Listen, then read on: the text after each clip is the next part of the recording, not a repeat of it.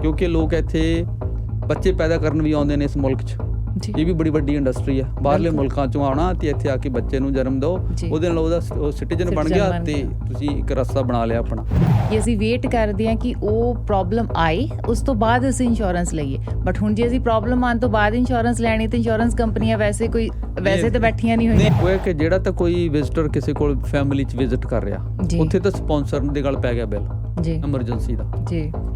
ਜੇ ਹੁਣ ਉਹ ਸਟੂਡੈਂਟ ਆ ਜਿਹਦਾ ਕਿ ਉਹ ਜਿਹੜਾ ਕਿਸੇ ਕੋਈ ਫੈਮਿਲੀ ਕੋਈ ਸਪੋਂਸਰ ਜਿਹਦੇ ਲਈ ਰਿਸਪੋਂਸੀਬਲ ਨਹੀਂ ਹੈ, ਉਹਨੂੰ ਐਮਰਜੈਂਸੀ ਜਾਣਾ ਪੈ ਗਿਆ ਤੇ ਉਹਦੇ ਕੋਲ ਕਵਰੇਜ ਨਹੀਂ ਹੈ ਜਾਂ ਕਵਰੇਜ ਖਤਮ ਹੋ ਚੁੱਕੀ ਹੈ, ਕੋਰਸ ਉਹਦਾ ਪੂਰਾ ਹੋ ਚੁੱਕਿਆ, ਉਹ ਫਿਰ ਕਿਸ ਦੇ ਗੱਲ ਪਏਗੀ?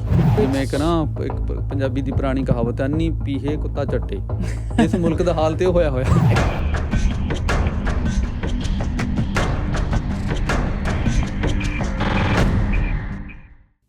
ਜਿਹੜੇ ਲੋਕ ਇਸ ਮੁਲਕ ਦੇ 'ਚ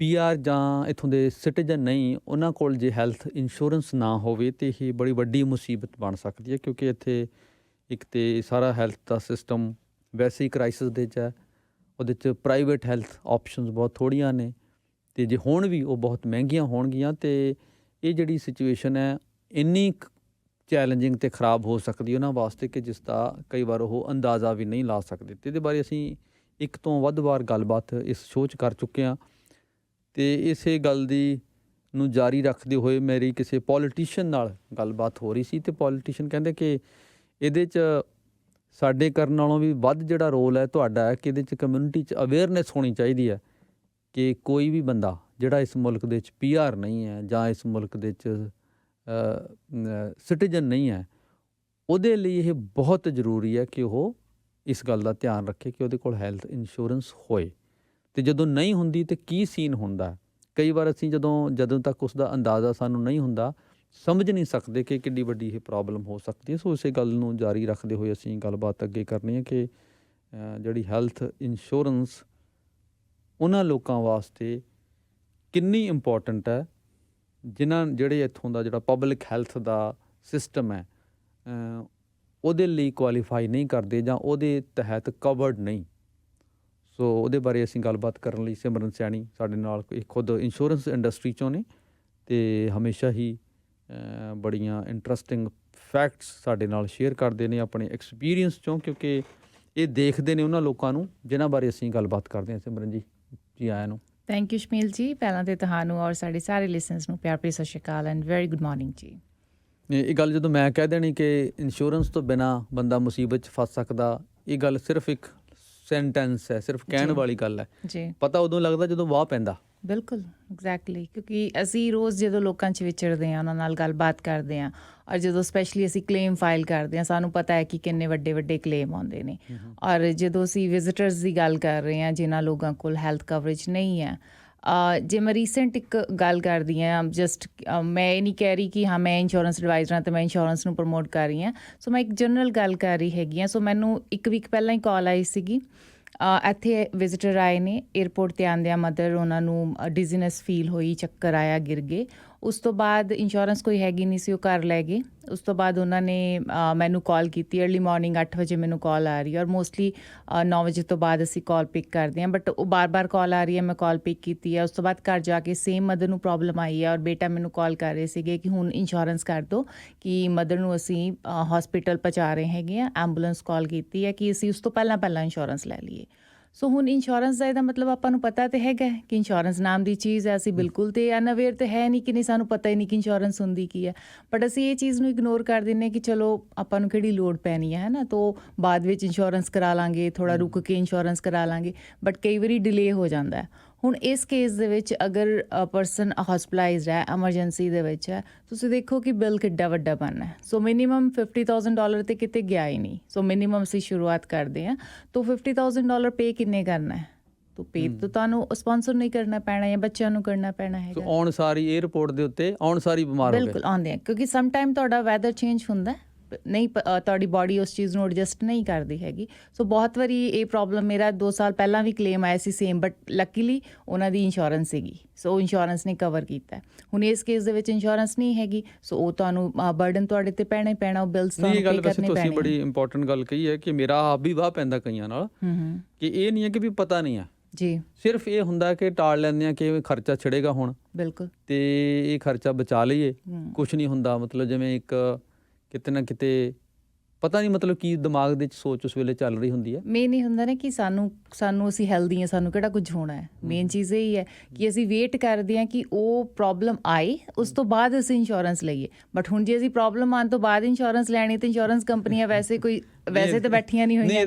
ਇਹਦੇ 'ਚ ਤਾਂ ਅਕਸਰ ਹੁੰਦਾ ਕਿ ਮਤਲਬ ਮੈਂ ਖੁਦ ਇਹ ਐਕਸਪੀਰੀਅੰਸ ਕੀਤਾ ਕਈਆਂ ਨਾਲ ਕਿ ਜਦੋਂ ਹੁਣ ਪਤਾ ਲੱਗਣਾ ਸ਼ੁਰੂ ਹੋ ਗਿਆ ਵੀ ਕੋਈ ਬਿਮਾਰੀ ਆ ਰਹੀ ਹੈ ਜੀ, ਤੇ ਫਿਰ ਉਹ ਪੁੱਛਣਾ ਸ਼ੁਰੂ ਕਰਦੇ ਨੇ ਕਿ ਕੋਈ ਇੰਸ਼ੋਰੈਂਸ। ਐਗਜ਼ੈਕਟਲੀ, ਮੈਨੂੰ ਬਹੁਤ ਵਾਰ ਕਾਲ ਆਉਂਦੀ ਹੈ। ਹੁਣ ਇੰਨੇ ਸਾਲ ਹੋ ਗਏ ਇਸ ਬਿਜ਼ਨਸ ਦੇ ਵਿੱਚ, ਤਾਂ ਵੈਸੇ ਹੀ ਪਤਾ ਲੱਗ ਜਾਂਦਾ ਕਿ ਕਿ ਕਾਲ ਆ ਰਹੀ ਹੈ। ਜਦੋਂ ਪਰਸਨ ਪੁੱਛ ਰਿਹਾ ਅੱਛਾ ਜੀ ਮੈਨੂੰ ਇੰਨਾ ਟਾਈਮ ਹੋ ਗਿਆ ਇੱਥੇ ਆਇਆ, ਮੈਨੂੰ ਹੁਣ ਪਹਿਲਾਂ ਇੰਸ਼ੋਰੈਂਸ ਨਹੀਂ ਸੀ ਹੈਗੀ, ਹੁਣ ਮੈਂ ਸੋਚਿਆ ਇੰਸ਼ੋਰੈਂਸ ਕਰਵਾ ਲਈ ਜਾਏ। ਫਿਰ ਅਸੀਂ ਪੁੱਛਦੇ ਹਾਂ ਅੱਛਾ ਕੋਈ ਪ੍ਰੋਬਲਮ ਤਾਂ ਨਹੀਂ ਆ ਰਹੀ? ਨਹੀਂ, ਪ੍ਰੋਬਲਮ ਨਹੀਂ ਆ ਰਹੀ, ਵੈਸੇ ਹੀ ਸੋਚ ਰਹੇ ਕਿ ਅਸੀਂ ਇੰਸ਼ੋਰੈਂਸ ਕਰਾ ਲਈ ਜਾਏ। ਤਾਂ ਆਪਾਂ ਨੂੰ ਵੀ ਪਤਾ ਹੁੰਦਾ ਕਿ ਹੁਣ ਇਹਨਾਂ ਨੇ ਕਲੇਮ ਕਰਨਾ ਹੈ ਕਿ ਇੰਸ਼ੋਰੈਂਸ ਕਰਵਾਈ ਤਾਂ ਰਹੇ ਨੇ, ਔਰ ਉੱਥੇ ਜਿਹੜੇ ਅੰਡਰਰਾਈਟਰ ਬੈਠੇ ਨੇ ਉਹ ਕਿਹੜਾ ਸਾਡੇ ਤੋਂ ਘੱਟ ਸਿਆਣੇ ਨੇ, ਉਹਨਾਂ ਨੂੰ ਵੀ ਪਤਾ ਹੈ ਕਿ ਇਹਨਾਂ ਨੇ ਕਲੇਮ ਕਰਨਾ, ਇਸੇ ਲਈ ਇੰਸ਼ੋਰੈਂਸ ਲਈ ਹੈ। ਇੱਕਦਮ ਇੰਸ਼ੋਰੈਂਸ ਲੈਣ ਤੋਂ ਬਾਅਦ ਕਲੇਮ ਆ ਗਿਆ। ਔਰ ਬਹੁਤ ਸਾਰੇ ਸਾਡੇ ਲਿਸਨਰਸ ਇਹ ਹੋਣਗੇ ਜਿਨ੍ਹਾਂ ਨੂੰ ਇਹ ਨਹੀਂ ਪਤਾ ਕਿ ਕਲੇਮ ਫਾਰਮ ਦੇ ਨਾਲ ਅਰਾਈਵਲ ਪ੍ਰੂਫ ਲੱਗਦਾ ਹੈ, ਜਿਹੜੀ ਤੁਹਾਡੀ ਪਾਸਪੋਰਟ ਦੇ ਉੱਪਰ ਸਟੈਂਪ ਲੱਗੀ ਹੈ ਜਾਂ ਤੁਹਾਡਾ ਬੋਰਡਿੰਗ ਪਾਸ ਦੀ ਪਿਕਚਰ ਹੈ ਜਾਂ ਟਿਕਟ ਦੀ ਕਾਪੀ ਹੈ, ਉਹ ਨਾਲ ਅਟੈਚ ਹੁੰਦੀ ਹੈ। ਔਰ ਉੱਥੋਂ ਅੰਡਰਰਾਈਟਰ ਨੂੰ ਵੈਸੇ ਪਤਾ ਲੱਗ ਜਾਂਦਾ ਕਿ ਪਰਸਨ ਨੂੰ ਆਇਆ ਤੇ 6 ਮਹੀਨੇ ਹੋ ਗਏ ਔਰ ਇੰਸ਼ੋਰੈਂਸ ਤੁਸੀਂ ਹੁਣ ਲੈ ਰਹੇ ਹੋ 2 ਹਫ਼ਤੇ ਪਹਿਲਾਂ।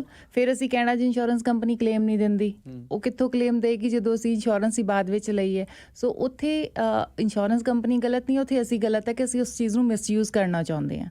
ਤੋ ਇੰਸ਼ੋਰੈਂਸ ਕੰਪਨੀ ਡੈਫੀਨੇਟਲੀ ਕਲੇਮ ਪੇ ਕਰਦੀ ਹੈ ਅਗਰ ਤੁਸੀਂ ਸਹੀ ਟਾਈਮ 'ਤੇ ਇੰਸ਼ੋਰੈਂਸ ਲਈ ਹੈਗੀ ਹੈ, ਜਦੋਂ ਸਾਨੂੰ ਜ਼ਰੂਰਤ ਸੀ, ਜਦੋਂ ਸਾਨੂੰ ਇੰਸ਼ੋਰੈਂਸ ਲੈਣੀ ਚਾਹੀਦੀ ਸੀ, ਉਸ ਤੋਂ ਪਹਿਲਾਂ ਤਾਂ ਅਸੀਂ ਇੰਸ਼ੋਰੈਂਸ ਲੈ ਕੇ ਬੈਠੇ ਹੋਏ ਹਾਂ, ਫਿਰ ਕਦੀ ਪ੍ਰੋਬਲਮ ਨਹੀਂ ਆਉਂਦੀ। ਇਹਦੇ 'ਚ ਵੀ ਹੁਣ ਸਿਮਰਨ ਜਿਹੜੇ 2 ਹੋ ਸਕਦੇ ਨੇ ਜੀ ਸੈਕਸ਼ਨ। ਇੱਕ ਤੇ ਸੈਕਸ਼ਨ ਉਹ ਹੈ ਵੀ ਜਿਹੜੇ ਵਿਜ਼ਿਟ ਕਰ ਰਹੇ ਨੇ ਕਿਸੇ ਫੈਮਿਲੀ ਕੋਲ, ਹਾਂਜੀ, ਤੇ ਇੱਕ ਉਹ ਨੇ ਜਿਵੇਂ ਸਟੂਡੈਂਟਸ ਨੇ ਜਾਂ ਲੋਕ ਨੇ ਜਿਹੜੇ ਇੰਡੀਪੈਂਡੈਂਟ ਰਹਿ ਰਹੇ ਨੇ, ਹਾਂਜੀ। ਹੁਣ ਆਪਾਂ ਜੇ ਪਹਿਲਾਂ ਉਹਨਾਂ ਦੀ ਗੱਲ ਕਰੀਏ ਜਿਹੜੇ ਵਿਜ਼ਿਟਰ ਨੇ ਜੀ, ਜਿਹੜੇ ਕਿਸੇ ਫੈਮਿਲੀ ਕੋਲ ਵਿਜ਼ਿਟ ਕਰ ਰਹੇ ਨੇ, ਉਹਨਾਂ ਨੂੰ ਹੁਣ ਜਦੋਂ ਮੁਸੀਬਤ ਕੋਈ ਆ ਗਈ ਜੀ, ਇਸ ਗੱਲ ਨੂੰ ਲੈ ਕੇ ਵੀ ਮੈਂ ਦੇਖਿਆ ਕਾਫੀ ਰੌਲਾ ਰਹਿੰਦਾ ਕਿ ਉਹ ਮੁਸੀਬਤ ਅਸਲ 'ਚ ਕਿਹਦੇ ਗੱਲ ਪਈ? ਮੁਸੀਬਤ ਅਸਲ ਦੇ ਵਿੱਚ ਪ੍ਰੈਕਟੀਕਲੀ ਤੇ ਸਪਾਂਸਰ ਦੀ ਗੱਲ ਹੈ, ਕਿਉਂਕਿ ਤੁਸੀਂ ਸਪਾਂਸਰਸ਼ਿਪ ਦਿੱਤੀ ਹੈ, ਤੁਸੀਂ ਉਸ ਵਿਜ਼ਿਟਰ ਨੂੰ ਬੁਲਾਇਆ ਹੈ। ਸੋ ਜੇ ਅਸੀਂ ਲੀਗਲ ਗੱਲ ਕਰਦੇ ਹਾਂ, ਹੈ ਨਾ, ਬਟ ਹੁੰਦਾ ਕੀ ਹੈ ਕਿ ਜਦੋਂ ਬਿੱਲ ਆ ਜਾਂਦਾ ਹੈ ਹਸਪੀਟਲ ਦਾ, ਉਹ ਆਉਂਦਾ ਉਸ ਐਡਰੈਸ 'ਤੇ ਹੈ ਜਿਹੜਾ ਐਡਰੈਸ ਤੁਸੀਂ ਹਸਪੀਟਲ 'ਚ ਉਸ ਟਾਈਮ ਜਾ ਕੇ ਦਿੰਦੇ ਹੋ, ਯਾਨੀ ਕਿ ਜਿੱਥੇ ਉਹ ਵਿਜ਼ਿਟਰ ਉਸ ਟਾਈਮ ਰਹਿ ਰਿਹਾ ਹੁੰਦਾ। ਉਸ ਤੋਂ ਬਾਅਦ ਅਗਰ ਉਹ ਪਰਸਨ ਬਿੱਲ ਪੇ ਨਹੀਂ ਕਰਦੇ ਹੈਗੇ ਉਸ ਜਿਹੜੇ ਐਡਰੈਸ 'ਤੇ ਜਿਹੜੇ ਵੀ ਪਰਸਨ ਨੇ, ਦੈਨ ਉਹ ਜਾਂਦਾ ਕਲੈਕਸ਼ਨ ਏਜੰਸੀ ਤੋਂ। ਜਦੋਂ ਹਸਪੀਟਲ ਤੋਂ ਬਿੱਲ ਆਉਂਦਾ ਨਾ, ਉਹਦੇ ਉੱਪਰ ਲਿਖਿਆ ਹੁੰਦਾ ਕਿ ਇੰਨੀ ਡੇਟ ਤੱਕ ਤੁਹਾਡਾ ਡਿਊ ਹੈ, ਤੁਸੀਂ ਪੇ ਕਰ ਦਿਓ, ਅਦਰਵਾਈਜ਼ ਇਹ ਜਿਹੜਾ ਤੁਹਾਡਾ ਕਲੈਕਸ਼ਨ 'ਚ ਚਲਾ ਜਾਊਗਾ।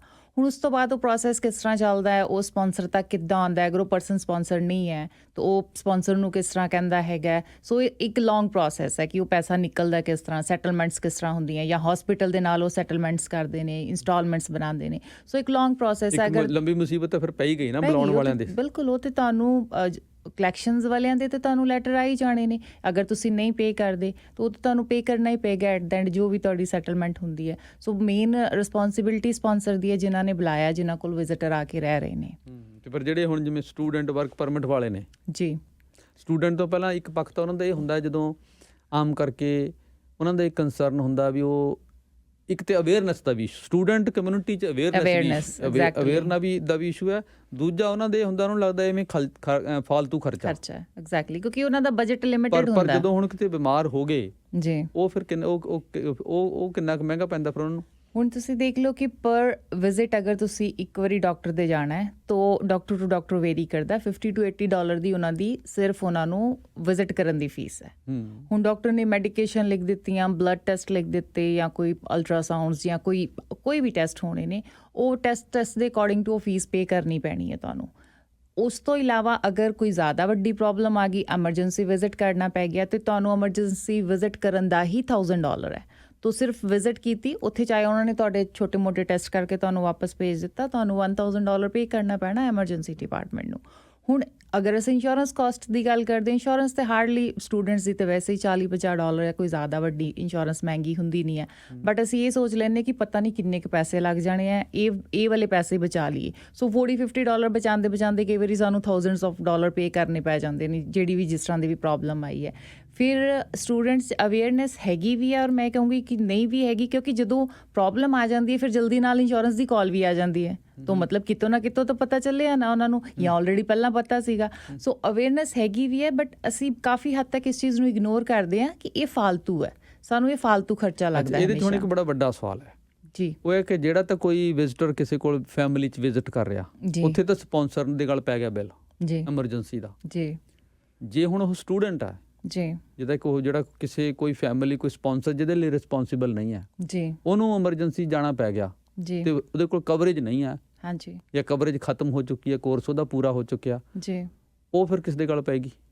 ਕਿਉਂਕਿ ਇਸ ਤਰ੍ਹਾਂ ਦੇ ਬਿਲਸ ਤੇ ਸ਼ਮੀਲ ਜੀ, ਆਈ ਥਿੰਕ ਪਤਾ ਨਹੀਂ ਕਿੰਨੇ ਕੁ $ਮਿਲੀਅਨਸ ਜਿਹੜਾ ਹੈਗਾ ਹਸਪੀਟਲਸ ਦਾ ਕਲੇਮ ਕਰਨ ਵਾਲਾ ਹੈ, ਜਿਨ੍ਹਾਂ ਉਹ ਟੈਕਸ ਪੇਅਰ ਦੇ ਸਿਰ ਤੇ ਪਿਆ। ਉਹ ਫਿਰ ਸਾਡੇ ਉਹ ਜਿਹੜਾ ਸਾਡਾ ਹੈਲਥ ਸਿਸਟਮ ਹੈ ਉਹ ਪਹਿਲਾਂ ਹੀ ਜਿਹੜਾ ਬਹੁਤ ਵਧੀਆ ਬਹੁਤ ਵਧੀਆ, ਉਸ ਦੇ ਉੱਤੇ ਇੱਕ ਹੋਰ ਬਰਡਨ ਉਹ ਵੱਧ ਰਿਹਾ। ਐਗਜ਼ੈਕਟਲੀ, ਸੋ ਸਾਰਿਆਂ ਦੇ ਉੱਪਰ ਵੰਡ ਕੇ ਪਏਗਾ ਜਿੰਨੇ ਵੀ ਅਨਕਲੇਮਡ ਬਿੱਲ ਨੇ, ਕਿਉਂਕਿ ਉਹਨਾਂ ਨੇ ਹਸਪੀਟਲ ਨੇ ਅਗਰ ਗਵਰਨਮੈਂਟ ਤੋਂ ਚਾਰਜ ਕੀਤਾ ਤਾਂ ਗਵਰਨਮੈਂਟ ਨੇ ਓਬਵੀਅਸਲੀ ਟੈਕਸ ਪੇਅਰ ਤੋਂ ਹੀ ਚਾਰਜ ਕਰਨਾ। ਇੱਥੇ ਆ ਕੇ ਤਾਂ ਫਿਰ ਗਵਰਨਮੈਂਟ ਦੀ ਰਿਸਪੌਂਸਿਬਿਲਿਟੀ ਬਣ ਜਾਂਦੀ ਨਾ, ਕਿ ਜਿਹੜੇ ਕੈਨੇਡਾ 'ਚ ਲੋਕ ਆ ਰਹੇ ਨੇ ਉਹਨਾਂ ਨੂੰ ਇਹ ਇਨਸ਼ੋਰ ਕਰਨਾ ਕਿ ਉਹ ਬਿਨਾਂ ਹੈਲਥ ਕਵਰੇਜ ਦੇ ਮੁਲਕ 'ਚ ਨਾ ਰਹਿਣ।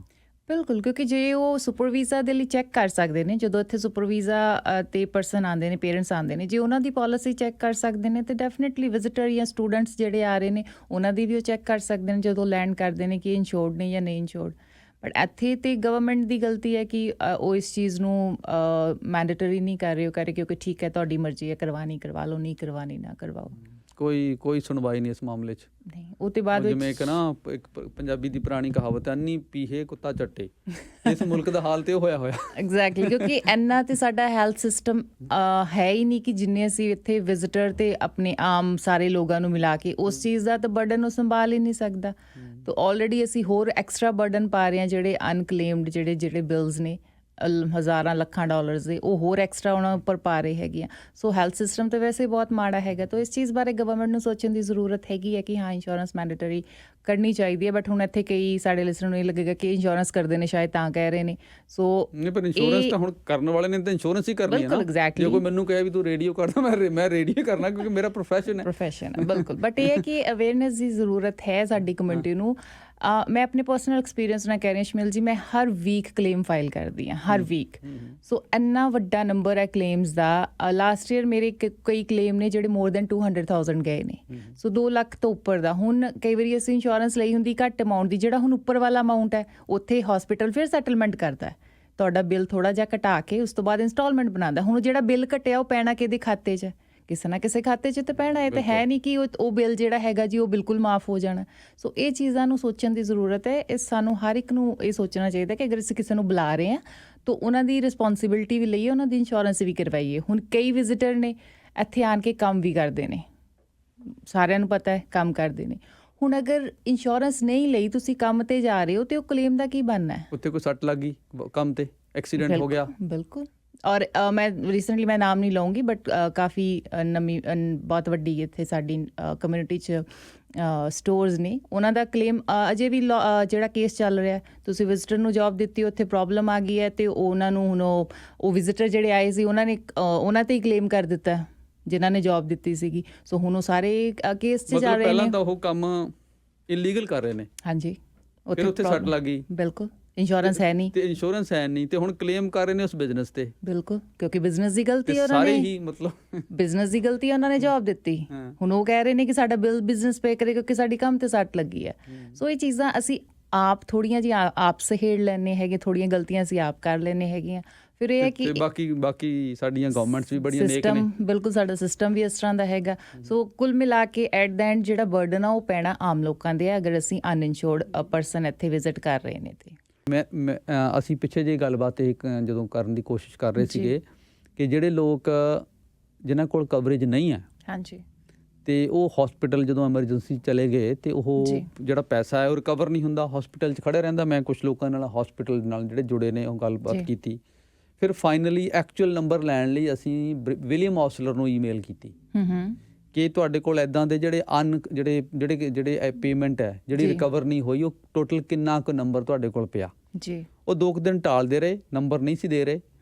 ਫਾਈਨਲੀ ਇੱਕ ਸਟੇਟਮੈਂਟ ਲਿਖ ਕੇ ਭੇਜ ਦਿੱਤੀ ਕਿ ਗਵਰਨਮੈਂਟ ਵੱਲੋਂ ਫਰਦਰ ਆਰਡਰ ਤੱਕ, ਜਿਹੜੇ ਕੋਵਿਡ ਦੌਰਾਨ ਇਹ ਕਿਹਾ ਗਿਆ ਸੀ ਜੀ। ਕਿ ਸਾਰਿਆਂ ਨੂੰ ਕਵਰ ਕਰ ਲਓ, ਜੀ। ਤੇ ਉਦੋਂ ਤੱਕ ਅਸੀਂ ਕੰਟੀਨਿਊ ਰੱਖਾਂਗੇ। ਇਸ ਪੋਲੀਟੀਕਲ ਜੀ ਸਟੇਟਮੈਂਟ ਦੇ ਕੇ ਉਹਨਾਂ ਨੇ ਕਮਿਊਨੀਕੇਸ਼ਨ ਬੰਦ ਕਰਤਾ। ਜੀ। ਬਹੁਤ ਕੋਵਿਡ ਦੇ ਟਾਈਮ ਤੇ ਬਹੁਤ ਕੁਝ ਹੋਇਆ ਸ਼ਮੀਲ ਜੀ। ਈਵਨ ਤੁਸੀਂ ਬਲੀਵ ਨਹੀਂ ਕਰੋਗੇ ਕਿ ਅਸੀਂ ਕਲੇਮ ਕੀਤੇ ਹੋਏ ਨੇ। ਹੁਣ ਕੁਝ ਕਲਾਇੰਟ ਜਿਨ੍ਹਾਂ ਕੋਲ ਆਲਰੇਡੀ ਇੰਸ਼ੋਰੈਂਸ ਸੀਗੀਆਂ, ਅਗਰ ਉਸ ਟਾਈਮ ਪੀਰੀਅਡ ਦੇ ਦੌਰਾਨ ਜਿਹੜੇ ਹਸਪੀਟਲਾਈਜ਼ਡ ਹੋ ਗਏ, ਤਾਂ ਉਹਨਾਂ ਨੇ ਇੰਸ਼ੋਰੈਂਸ ਕੰਪਨੀ ਦੇ ਨਾਲ ਰਾਬਤਾ ਹੀ ਨਹੀਂ ਕਾਇਮ ਕੀਤਾ, ਕੋਈ ਕਮਿਊਨੀਕੇਸ਼ਨ ਨਹੀਂ ਕੀਤੀ। ਉਹ ਸਾਰਾ ਜਿਹੜਾ ਉਹਨਾਂ ਨੇ ਚੱਕ ਕੇ ਜੋ ਵੀ ਕਲੇਮ ਸੀਗੇ ਉਹ ਕੋਵਿਡ ਵਾਲੇ ਖਾਤੇ 'ਚ ਪਾ ਦਿੱਤੇ ਕਿ ਠੀਕ ਹੈ। ਭਾਵੇਂ ਉਹਨਾਂ ਕੋਲ ਇੰਸ਼ੋਰੈਂਸ ਕਵਰੇਜ ਸੀ, ਉਹ ਵੀ ਕਲੇਮ ਨਹੀਂ ਲਿਆ। ਉਹ ਵੀ ਕਲੇਮ ਨਹੀਂ ਲਿਆ ਹੈਗਾ। ਬਹੁਤ ਕਲੇਮ ਇਸ ਤਰ੍ਹਾਂ ਦੇ ਆਏ ਜਿਹੜੇ ਪਿਛਲੇ ਸਾਲ, ਕਿਉਂਕਿ ਉਸ ਟਾਈਮ ਮੈਡੀਕਲ ਸਿਸਟਮ ਦੀ ਹਾਲਾਤ ਇਸ ਤਰ੍ਹਾਂ ਦੀ ਸੀ। ਉਹਨਾਂ ਨੇ ਉਸ ਚੀਜ਼ 'ਤੇ ਟਾਈਮ ਵੇਸਟ ਹੀ ਨਹੀਂ ਕੀਤਾ। ਜੋ ਵੀ ਉਸ ਟਾਈਮ 'ਚ ਹਸਪੀਟਲ ਗਿਆ, ਉਹ ਸਾਰਾ ਦਾ ਸਾਰਾ ਉਹਨਾਂ ਦੇ ਜਿਹੜੇ ਬਿਲਸ ਨੇ ਉਹ ਕੋਵਿਡ ਦੇ ਖਾਤੇ 'ਚ ਚਲੇ ਗਏ। ਗੱਲ ਹੋਰ ਪਾਸੇ ਨੂੰ ਚਲੇ ਜਾਏਗੀ, ਪਰ ਗੱਲ ਇਹਦੇ ਨਾਲ ਜੁੜੀ ਆ। ਮੈਨੂੰ ਕਿਸੇ ਪੋਲੀਟੀਸ਼ੀਅਨ ਨੇ ਦੱਸਿਆ ਕੋਵਿਡ ਦਿਨਾਂ ਦੌਰਾਨ, ਕਿਉਂਕਿ ਲੋਕ ਇੱਥੇ ਬੱਚੇ ਪੈਦਾ ਕਰਨ ਵੀ ਆਉਂਦੇ ਨੇ ਇਸ ਮੁਲਕ 'ਚ, ਇਹ ਵੀ ਬੜੀ ਵੱਡੀ ਇੰਡਸਟਰੀ ਹੈ। ਬਾਹਰਲੇ ਮੁਲਕਾਂ 'ਚੋਂ ਆਉਣਾ ਤੇ ਇੱਥੇ ਆ ਕੇ ਬੱਚੇ ਨੂੰ ਜਨਮ ਦਿਓ, ਉਹਦੇ ਨਾਲ ਉਹਦਾ ਸਿਟੀਜ਼ਨ ਬਣ ਗਿਆ ਤੇ ਤੁਸੀਂ ਇੱਕ ਰਸਤਾ ਬਣਾ ਲਿਆ ਆਪਣਾ। ਤੇ ਕੋਵਿਡ ਦੌਰਾਨ ਕਿਉਂਕਿ ਫ੍ਰੀ ਹੋ ਰਿਹਾ ਸੀ ਕੰਮ, ਲੋਕਾਂ ਨੇ ਇਸ ਚੀਜ਼ ਦਾ ਵੀ ਫਾਇਦਾ ਉਠਾਉਣਾ ਸ਼ੁਰੂ ਕਰ ਦਿੱਤਾ, ਔਰ ਇਹ ਇਸ ਤਰ੍ਹਾਂ ਕੀਤੇ ਗਏ ਜੀ। ਬਹੁਤ ਫਿਰ ਇਹ ਮਾਮਲਾ ਜਦੋਂ ਧਿਆਨ 'ਚ ਲਿਆਂਦਾ ਗਿਆ ਤਾਂ ਜਾ ਕੇ ਇਹ ਰੋਕਿਆ ਗਿਆ। ਕਈ ਲੋਕਾਂ ਨੇ ਇਸ ਦਾ ਵੀ ਫਾਇਦਾ ਉਠਾ ਲਿਆ। ਜੀ ਬਿਲਕੁਲ ਗਲਤ ਵੀ ਹੋਇਆ ਹੈ ਬਹੁਤ ਕੁਝ, ਔਰ ਟੈਕਸ ਪੇਅਰ ਦੇ ਲਈ ਉਹ ਚੀਜ਼ਾਂ ਜਿਹੜੀਆਂ ਨੇ ਉਹ ਹੌਲੀ ਹੌਲੀ ਕਾਫੀ ਵੱਡਾ ਇੰਪੈਕਟ ਪਾਉਣਗੀਆਂ। ਕੁਛ ਹੁਣ ਥੋੜਾ ਜਿਹਾ ਅਸੀਂ ਕੁਐਸਚਨ ਲੈ ਲਈਏ ਜੀ, ਤੇ ਜਿਵੇਂ ਪੀ ਔਲਖ ਦਾ ਕੁਐਸਚਨ ਹੈ, ਛੋਟੇ ਅਸੀਂ ਆਨਸਰ ਹੀ ਦੇਵਾਂਗੇ ਤਾਂ ਕਿ ਟਾਈਮ ਸਾਡੇ ਕੋਲ ਥੋੜਾ ਹੀ ਹੈ। ਹੁਣ ਇਹ ਕਹਿੰਦੇ ਨੇ ਕਿ ਇੱਕ ਬੰਦਾ ਕਿੰਨੇ ਕਲੇਮ ਲੈ ਸਕਦਾ ਐਨੂਅਲੀ? ਕਲੇਮ ਦੀ ਕੋਈ ਲਿਮਿਟ ਨਹੀਂ ਹੈ। ਅਲੱਗ-ਅਲੱਗ ਕਲੇਮ ਚਾਹੇ ਜਿੰਨੇ ਚਾਹੇ ਮਰਜ਼ੀ ਹੋ ਸਕਦੇ ਨੇ, ਬਟ ਹਰ ਕੰਪਨੀ ਦੀ ਇੱਕ ਲਿਮਿਟੇਸ਼ਨ ਹੈ। ਸੇਮ ਕਲੇਮ ਤੁਸੀਂ ਬਾਰ-ਬਾਰ ਨਹੀਂ ਕਰ ਸਕਦੇ। ਸੋ ਇੱਕ ਕਲੇਮ ਫੋਰ ਐਗਜ਼ਾਮਪਲ ਫੀਵਰ ਦਾ ਹੈ ਤਾਂ ਇੱਕੋ ਵਾਰੀ ਮਿਲੇਗਾ। ਅਦਰ ਦੈਨ ਦੈਟ ਤੁਸੀਂ ਭਾਵੇਂ 10 ਅਲੱਗ-ਅਲੱਗ ਕਲੇਮ ਕਰ ਰਹੇ ਹੋ ਜਦੋਂ ਤੱਕ ਤੁਹਾਡੀ ਪੂਰੀ ਪਾਲਿਸੀ ਲਿਮਿਟ ਖਤਮ ਨਹੀਂ ਹੁੰਦੀ। ਪਰੇਸ਼ ਇਹਨਾਂ ਦਾ ਮੈਸੇਜ ਹੈ ਕਿ any insurance company cover to pre existing medical condition, ਜਿਵੇਂ heart and sugar. Exactly, yes. 70 ਦੀ ਏਜ ਤੋਂ ਬਿਲੋ ਤੇ ਹਰ ਇੱਕ ਕੰਪਨੀ ਕਵਰ ਕਰ ਦਿੰਦੀ ਹੈ ਐਜ਼ ਲੌਂਗ ਐਜ਼ ਕੰਡੀਸ਼ਨ ਸਟੇਬਲ ਨੇ। 70 ਦੀ ਏਜ ਤੋਂ ਬਾਅਦ ਕੰਪਨੀਆਂ ਲਿਮਿਟਡ ਰਹਿ ਜਾਂਦੀਆਂ ਨੇ, ਬਟ ਹਾਂਜੀ ਸਟਿਲ ਅਗਰ ਡਾਇਬਟੀਜ਼ ਔਰ ਹਾਰਟ ਕੰਡੀਸ਼ਨਸ ਹੈਗੀਆਂ ਨੇ ਕਵਰ ਹੋ ਜਾਣਗੀਆਂ ਐਜ਼ ਲੌਂਗ ਐਜ਼ ਉਹ ਸਟੇਬਲ ਨੇ। ਇੰਦਰ ਇਹਨਾਂ ਦਾ ਕੁਐਸਚਨ ਹੈ ਕਿ ਜਿਹੜਾ PR ਬੰਦਾ ਉਹਦੇ ਕੋਲ ਤੇ ਹੈਲਥ ਕਾਰਡ ਹੈ ਜੀ, ਤੇ ਉਹਨੂੰ ਫਿਰ ਇੰਸ਼ੋਰੈਂਸ ਦੀ ਕੀ ਜ਼ਰੂਰਤ ਹੈ? ਹੈਲਥ ਕਾਰਡ ਟ੍ਰੀਟਮੈਂਟ ਕਵਰ ਕਰ ਰਿਹਾ, ਹੈਲਥ ਕਾਰਡ ਤੁਹਾਡੀਆਂ ਮੈਡੀਕੇਸ਼ਨਸ ਕਵਰ ਨਹੀਂ ਕਰ ਰਿਹਾ। ਹੈਲਥ ਕਾਰਡ ਤੁਹਾਡੀ ਫਿਜ਼ੀਓ ਡੈਂਟਲ ਕਾਰਿਓ ਉਹ ਚੀਜ਼ਾਂ ਨੂੰ ਕਵਰ ਨਹੀਂ ਕਰ ਰਿਹਾ। ਸੋ ਸਿਰਫ ਤੁਹਾਡੀ ਜਿਹੜੀ ਹਸਪੀਟਲਾਈਜੇਸ਼ਨ ਹੈ ਉਹ ਕਵਰ ਹੋ ਜੂਗੀ, ਡਾਕਟਰ ਵਿਜ਼ਿਟਸ ਕਵਰ ਹੋ ਜਾਣਗੀਆਂ। ਤੇ ਜਿਹੜੇ ਰਿਫਿਊਜੀ ਨੇ, ਇਹਦੇ ਬਾਰੇ ਜਗਜੀਤ ਹੋਰਾਂ ਦਾ ਮੈਸੇਜ ਹੈ, ਉਹਨਾਂ ਨੂੰ ਕੀ ਕਵਰੇਜ ਹੁੰਦੀ ਹੈ? ਰਿਫਿਊਜੀ ਕੋਲ ਉਹਨਾਂ ਦੀ ਜਿਹੜੀ ID ਹੈ ਉਹ ਉਹਨਾਂ ਨੂੰ ਇੱਕ ਹੈਲਥ ਕਾਰਡ ਦੀ ਤਰ੍ਹਾਂ ਕੰਮ ਕਰਦੀ ਹੈ। ਸੋ ਉਹਨਾਂ ਦੀ ਜਿਹੜੀ ਰਿਫਿਊਜੀ ID ਹੈ ਉਹ ਕਵਰ ਕਰ ਦਿੰਦੀ ਹੈ। ਸੋ ਮਨਜੋਤ ਕਹਿ ਰਹੇ ਨੇ ਵੀ ਸਟੂਡੈਂਟਸ ਕੋਲ ਤੇ ਕਾਲਜ ਦੀ ਇੰਸ਼ੋਰੈਂਸ ਹੁੰਦੀ ਹੈ ਸਿਰਫ ਉਨੀ ਦੇਰ ਤੱਕ ਜਿੰਨੀ ਦੇਰ ਤੱਕ ਉਹ ਸਟੱਡੀ ਕਰ ਰਹੇ ਨੇ। ਕਾਲਜ ਸ਼ੁਰੂ ਹੋਣ ਤੋਂ ਪਹਿਲਾਂ ਔਰ ਕਾਲਜ ਖਤਮ ਹੋਣ ਤੋਂ ਬਾਅਦ ਉਹਨਾਂ ਕੋਲ ਕਵਰੇਜ ਨਹੀਂ ਹੁੰਦੀ। ਔਰ ਕਈ ਪ੍ਰਾਈਵੇਟ ਕਾਲਜ ਜਿਹੜੇ ਨੇ ਉਹ ਵੈਸੇ ਵੀ ਕਵਰੇਜ ਦਿੰਦੇ ਹੀ ਨਹੀਂ ਹੈ, ਉਹਨਾਂ ਨੂੰ ਆਪਣੀ personal student international student coverage ਲੈਣੀ ਪੈਂਦੀ ਹੈ। ਅੱਛਾ, ਇੱਕ ਬੜਾ ਟੈਕਨੀਕਲ ਜਿਹਾ ਸਵਾਲ ਹੈ ਸਤਵਿੰਦਰ ਹੋਰਾਂ ਦਾ ਜੀ। ਇਹ ਕਹਿੰਦੇ ਜਿਹੜੇ ਵਿਜ਼ਟਰ ਨੇ, ਪੈਰੈਂਟਸ ਨੇ ਜਿਵੇਂ ਫੋਰ ਐਗਜ਼ਾਮਪਲ, ਉਹਨਾਂ ਦੀ ਕਵਰੇਜ ਕਦੋਂ ਸ਼ੁਰੂ ਹੋਣੀ ਹੁੰਦੀ? ਜਦੋਂ ਉਹ ਤੇ ਲੈਂਡ ਕਰਦੇ ਨੇ ਜਾਂ ਜਦੋਂ ਉਹਨਾਂ ਨੇ ਫਲਾਈਟ ਲਈ? ਜਦੋਂ ਤੁਸੀਂ ਇੰਸ਼ੋਰੈਂਸ ਲੈਂਦੇ ਹੋ ਮੇਕ ਸ਼ੋਰ ਉਹਨਾਂ ਦੀ ਜਿਹੜੀ ਸਟਾਰਟਿੰਗ ਡੇਟ ਹੈ, ਜਿਸ ਟਾਈਮ ਉਹ ਦਿੱਲੀ ਤੋਂ ਜਾਂ ਜਿੱਥੋਂ ਵੀ ਉਹ ਆ ਰਹੇ ਨੇ, ਜਦੋਂ ਫਲਾਈਟ ਦੇ ਵਿੱਚ ਬੈਠਦੇ ਉਸ ਡੇਟ ਤੋਂ ਕਵਰੇਜ ਸ਼ੁਰੂ ਕਰੋ। ਟਰੈਵਲ ਵੀ ਕਵਰ ਹੁੰਦਾ ਹੈ ਔਰ ਇੱਥੇ ਲੈਂਡ ਹੁੰਦੇ ਤੇ ਉਹ ਕਵਰ ਹੁੰਦੇ ਹੀ ਹੁੰਦੇ ਨੇ। ਅੱਛਾ, ਪਰਉਪਕਾਰ ਉਹਨਾਂ ਦਾ ਕੁਐਸਚਨ ਹੈ ਕਿ ਇੰਡੀਆ ਚੋਂ ਜਦੋਂ ਟਰੈਵਲ ਇੰਸ਼ੋਰੈਂਸ ਲੈਣੀ ਹੈ, ਜਦੋਂ ਉੱਥੋਂ ਆ ਰਿਹਾ ਉੱਥੋਂ ਲੈ ਸਕਦੇ ਨੇ ਉਹ? ਜਾਂ ਤੁਸੀਂ ਬੈਕ ਹੋਮ ਤੋਂ ਇੰਸ਼ੋਰੈਂਸ ਲੈ ਸਕਦੇ ਹੋ, ਬਟ ਪ੍ਰੋਬਲਮ ਕਲੇਮ ਟਾਈਮ ਆਉਂਦੀ ਹੈ ਕਿਉਂਕਿ ਇੱਥੋਂ ਦੇ ਹਸਪੀਟਲ ਨੇ ਉੱਥੋਂ ਦੀ ਕੰਪਨੀ ਦੇ ਨਾਲ ਡਾਇਰੈਕਟ ਜਿਹੜਾ ਹੈਗਾ ਬਿਲਿੰਗ ਨਹੀਂ ਕਰਨੀ। ਸੋ ਇੱਥੇ ਆਪਾਂ ਨੂੰ ਪੇ ਕਰਨਾ ਪਏਗਾ, ਫਿਰ ਤੁਸੀਂ ਉੱਥੇ ਜਾ ਕੇ ਕਲੇਮ ਕਰ ਸਕਦੇ ਹੋ, ਬਟ ਇੰਸ਼ੋਰੈਂਸ ਤੁਸੀਂ ਡੈਫੀਨੇਟਲੀ ਬੈਕ ਹੋਮ ਤੋਂ ਵੀ ਲੈ ਸਕਦੇ ਹੋ। ਇੱਕ ਕੁਐਸਚਨ ਹੈ ਕਿ 6034 ਥੋੜਾ ਲੰਬਾ ਹੈ, ਜਿੰਨਾ ਕਿ ਮੈਨੂੰ ਸਮਝ ਆਇਆ ਕਿ ਇੰਸ਼ੋਰੈਂਸ ਟੈਰੀਓ ਵਿੱਚ ਇੰਸ਼ੋਰੈਂਸ ਮੈਂਡੇਟਰੀ ਹੈ, ਪਰ ਇਹਨਾਂ ਨੂੰ ਕਿ ਇਲਾਜ ਕਦੋਂ ਹੋਏਗਾ? 1 ਸਾਲ ਦੀ ਵੇਟਿੰਗ ਚੱਲਦੀ ਹੈ। ਇਹ ਮਤਲਬ ਮੇਰੇ ਖਿਆਲ ਇਹ ਕਰਨਾ ਚਾਹੁੰਦੇ ਨੇ ਕਿ ਇੰਸ਼ੋਰੈਂਸ ਲੈ ਕੇ ਵੀ ਕਿਹੜੇ ਇਲਾਜ ਹੋ ਜਾਣਾ? ਨਹੀਂ, ਕਿਉਂਕਿ ਇੰਸ਼ੋਰੈਂਸ ਨੇ ਕਵਰ ਹੀ ਐਮਰਜੈਂਸੀ ਮੈਡੀਕਲ ਕਰਨਾ ਹੈ। ਅਗਰ ਪਰਸਨ ਨੂੰ ਰਾਈਟ ਵੇਜ਼ ਜਿਸ ਚੀਜ਼ ਦੀ ਜ਼ਰੂਰਤ ਹੈਗੀ ਹੈ ਉਹ ਟ੍ਰੀਟਮੈਂਟ ਇੰਸ਼ੋਰੈਂਸ ਨੇ ਕਰਨਾ ਹੈ। ਅਗਰ ਕੋਈ ਲੌਂਗ ਰਨ ਟ੍ਰੀਟਮੈਂਟ ਚੱਲਣਾ ਹੈ ਤਾਂ ਉੱਥੇ ਤੇ ਡੈਫੀਨੇਟਲੀ ਉਹਨਾਂ ਨੂੰ ਬੈਕ ਹੋਮ ਜਾ ਕੇ ਹੀ ਟ੍ਰੀਟਮੈਂਟ ਕਰਵਾਉਣਾ ਪੈਣਾ ਹੈ। ਤਾਂ ਹੈਲਥ ਕਾਰਡ ਵਾਲਿਆਂ ਲਈ ਤਾਂ ਵੇਟਿੰਗ ਚਲੋ ਹੈ ਹੀ ਹੈ, ਉਹ ਤੇ ਜਿਹੜੀ ਸਿਸਟਮ ਨੇ ਬਣਾਈ ਚੀਜ਼ ਹੈ ਉਹਨੂੰ ਤਾਂ ਅਸੀਂ ਚੇਂਜ ਕਰ ਹੀ ਨਹੀਂ ਸਕਦੇ। ਮਾਲ ਕਹਿ ਰਹੇ ਨੇ ਕਿ ਜਿਹੜੇ ਕਈ ਵਿਜ਼ਟਰ ਸਰਕਾਰਾਂ ਤੇ ਇੰਸ਼ੋਰੈਂਸ ਕੰਪਨੀ ਨਾਲੋਂ ਸਮਾਰਟ ਨੇ। ਉਹ ਪਤਾ ਕਿੱਦਾਂ? ਉਹ ਕਹਿੰਦੇ ਨੇ ਉਹ ਰਿਫਿਊਜੀ ਕਲੇਮ ਫਾਈਲ ਕਰਦੇ ਨੇ। ਜੀ ਇਹ ਇੱਕ ਅਨਦਰ ਟੌਪਿਕ ਹੋ ਜਾਂਦਾ ਪੂਰਾ ਦਾ ਪੂਰਾ। ਤੇ ਵਿਕਾਸ ਕਹਿ ਰਹੇ ਨੇ diabetes how patient can be deemed stable for insurance as daily units keep changing. No so stability means ਹੈਗਾ ਅਸ਼ਮੀਲ ਜੀ ਕਿ ਉਹਨਾਂ ਦੀ ਮੈਡੀਕੇਸ਼ਨ ਡੋਜ਼ ਨਾ ਚੇਂਜ ਹੋਈ ਹੋਏ, ਚਾਹੇ ਉਹਨਾਂ ਦੀ ਰੀਡਿੰਗ ਰੋਂਗ ਆ ਰਹੀਆਂ ਨੇ ਐਵਰੀਡੇ, ਕਦੀ 5 ਆ ਰਹੀ ਹੈ 7 ਆ ਰਹੀ ਹੈ, that doesn't mean anything. So as long as ਉਹ ਸਟੇਬਲ ਨੇ, ਸੇਮ ਮੈਡੀਕੇਸ਼ਨ ਲੈ ਰਹੇ ਨੇ, ਕੋਈ ਹੌਸਪੀਟਲਾਈਜੇਸ਼ਨ ਨਹੀਂ ਹੋਈ, ਕੋਈ ਉਹਨਾਂ ਦੀ ਸਰਜਰੀ ਨਹੀਂ ਹੋਈ, ਸੋ ਇਟਸ ਮੀਨ ਕਿ ਉਹ ਸਟੇਬਲ ਨੇ। ਸੋ ਰੀਡਿੰਗ ਚੇਂਜ ਹੋ ਰਹੀ ਹੈ, ਉਹਦੇ ਨਾਲ ਇੰਪੈਕਟ ਨਹੀਂ ਪੈਂਦਾ। ਮੇਰੇ ਖਿਆਲ ਹੈ ਹੁਣ ਸਾਨੂੰ ਗੱਲ ਖਤਮ ਕਰਨੀ ਪੈਣੀ ਹੈ। ਇੱਕ ਆਖਰੀ ਕੁਐਸਚਨ ਹੀ ਹੈ ਇਹ ਜਸਕਰਨ ਹੋਰਾਂ ਦਾ, ਨੋ ਕਲੇਮ ਬੋਨਸ ਮਿਲ ਸਕਦਾ ਜੇ 6 ਮੰਥ ਤੋਂ ਬਾਅਦ ਐਕਸਟੈਂਡ ਕਰਨੀ ਹੋਏ ਇੰਸ਼ੋਰੈਂਸ? ਨਹੀਂ, ਇੰਸ਼ੋਰੈਂਸ ਕੰਪਨੀਜ਼ ਇਸ ਤਰ੍ਹਾਂ ਦੇ ਬੋਨਸ ਬਿਲਕੁਲ ਨਹੀਂ ਦਿੰਦੀਆਂ, ਸੋ ਇਸ ਤਰ੍ਹਾਂ ਦਾ ਕੋਈ ਬੋਨਸ ਨਹੀਂ ਹੈ, ਸੌਰੀ ਜੀ। ਤੇ ਚਲੋ ਜੀ ਗੱਲ ਹੁਣ ਸਾਨੂੰ ਇੱਥੇ ਖਤਮ ਕਰਨੀ ਪੈਣੀ ਕਿਉਂਕਿ ਮੈਂ ਘੜੀ ਦੇਖ ਰਿਹਾ, ਟਾਈਮ ਹੋ ਗਿਆ ਜੀ। ਤੇ ਜਾਂਦੇ ਜਾਂਦੇ ਜੇ ਤੁਸੀਂ ਫ਼ੋਨ ਨੰਬਰ ਸ਼ੇਅਰ ਕਰ ਸਕਦੇ ਹੋ। ਜੀ ਜ਼ਰੂਰ, ਬਿਲਕੁਲ ਜੀ। ਅਗਰ ਕੋਈ ਵੀ ਤੁਹਾਡਾ ਕੁਐਸਚਨ ਪੈਂਡਿੰਗ ਰਹਿ ਗਿਆ, ਤੁਹਾਡੇ ਕੋਈ ਡਾਊਟਸ ਨੇ, ਤਾਂ ਜ਼ਰੂਰ ਤੁਸੀਂ ਮੈਨੂੰ ਕਾਲ ਕਰ ਸਕਦੇ ਹੋ 4169947272 416 994 72 72।